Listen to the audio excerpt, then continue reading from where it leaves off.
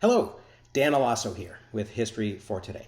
One of the things that I've found kind of interesting recently is the idea that different people find different things in texts. This may seem obvious and trivial, but I think it's important. Many students early in their academic careers are taught the techniques of close reading and are encouraged to squeeze everything that they can get out of a text. Along with this, students are usually taught to interrogate the text and to try to really understand the author's point and also the author's point of view and potential biases. And this is all really good advice, and these are valuable skills for readers to develop. I learned these techniques, I think, reading literature, and then I applied them to studying the core texts of each of the teaching fields that I chose as a historian when I was in grad school. But even then, my highlighting and my note-taking was influenced to a much greater extent than I might like to imagine by the interests and the questions that I was bringing to the texts. Now, I've never really harbored a strong belief that I am an entirely impartial reader and that I'm able to objectively assess a text and get out of it everything that the author put into it. But the degree to which my questions have influenced or maybe even determined the answers that I found became much clearer to me this week when I returned to a text that I had read as a graduate student. This book is called Crimes Against Nature, and it's subtitled Squatters, Poachers, Thieves, and the Hidden History of American Conservation by Carl Jacoby. I think it came out in 2001. I first read it either as a required text in a graduate level environmental history course at UMass, or as part of my field reading when I decided I wanted to be an environmental historian, which I did with the Amherst College historian Ted Melillo. I was fascinated with Jacoby's descriptions of the people, both natives and also poor rural whites, who were deemed not only non-essential to the land that they lived on, but actually a blight on the land that needed to be removed so that the wilderness could be preserved. One of the main examples that Jacoby described, which he says was the first in American history, was the Adirondack region of upstate New York, which happens to be where I was born. I did a little bit of additional research, and I described the Adirondacks and the creation of this artificial wilderness in my chapter on wilderness and country life in my own American environmental history textbook.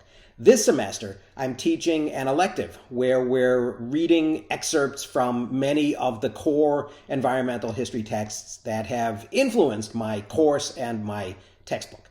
Others include Alfred Crosby's The Columbian Exchange, William Cronin's Nature's Metropolis, and Ted Steinberg's Nature Incorporated. I'm having my students read the Jacoby chapter on Yellowstone, actually, since I've already told them the story of the Adirondacks.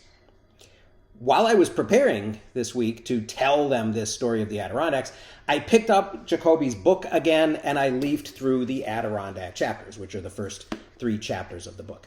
I had highlighted a lot of points and I had made notes in the margins prior to writing a review when I read the book in grad school. Many of the highlights, the ones that did make it into my review, are the main points that I remember from this book, covering both Jacoby's argument and his evidence and the narrative, the story that he tells.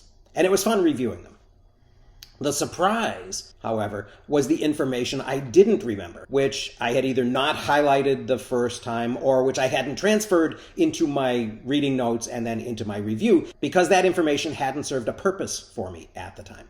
An example of this was a passage on page 15 where Jacoby is talking about forestry in the Adirondacks. He mentions hardwoods, such as sugar maples and red oaks and beech, that were not cut because they did not float. I had highlighted this. I hadn't highlighted the part where he talks about black spruce and white pine, which do float, and which he does mention.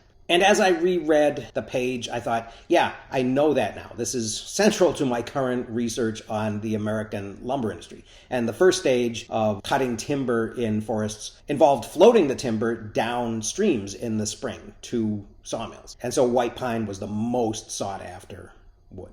What I had highlighted, but what I didn't remember because it hadn't been useful to me at the time, was that in the very next sentence, Jacoby quotes an 1891 Forest Commission report saying that lumbermen, quote, did not take more than 8 trees to the acre on the average. Now, this was an exciting surprise to me. Apparently, the Adirondack forest was quite mixed, and there were only about 8 white pines or black spruces large enough to be valuable on an average acre of land.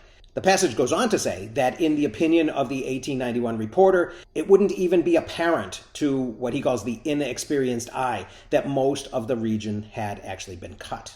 This is a huge discovery for my current research project, which is going to tell the story of the white pine lumber industry from its beginnings in New England to its conclusion 2 centuries later at the other end of the great northern forest where I now live. It's very lucky, actually, that the Adirondacks were not 100% white pine, because then they might have been clear-cut, as many other regions were. And that would probably have led to the erosion of the thin soils and exposure of the granite dome that the whole region sits on, which would have created a wasteland. Now, this is not something that I had been looking for when I first read Jacoby's book. I'm very interested in it now, and I know enough now to understand the significance of these details that Jacoby includes. It's also not actually central to Jacoby's point, which, if it had been, might have made me pay more attention and dig into it more when I had first read the book. But it's super, super valuable to me now. And so is the 1891 Forest Commission report, which I can now go and find and read, and which will probably have more valuable information in it that even Jacoby wasn't interested in and didn't make it into his narrative. Now I've gone back through the other chapters also, this time highlighting them in a different color.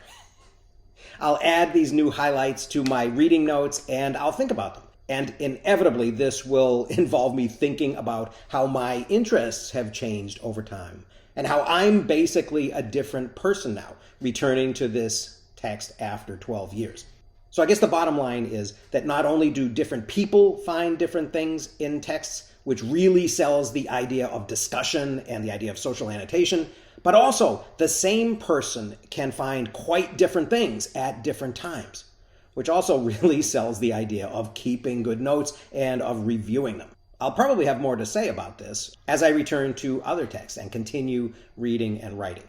Maybe actually I should add some time into my work plan for explicitly revisiting some of these main texts to see how my perspective has changed in the dozen years since I first read them in grad school. In the meantime, I hope people found this a little bit interesting. Thanks very much for listening. If this type of thing does interest you, I invite you to subscribe, and I will see you again next time.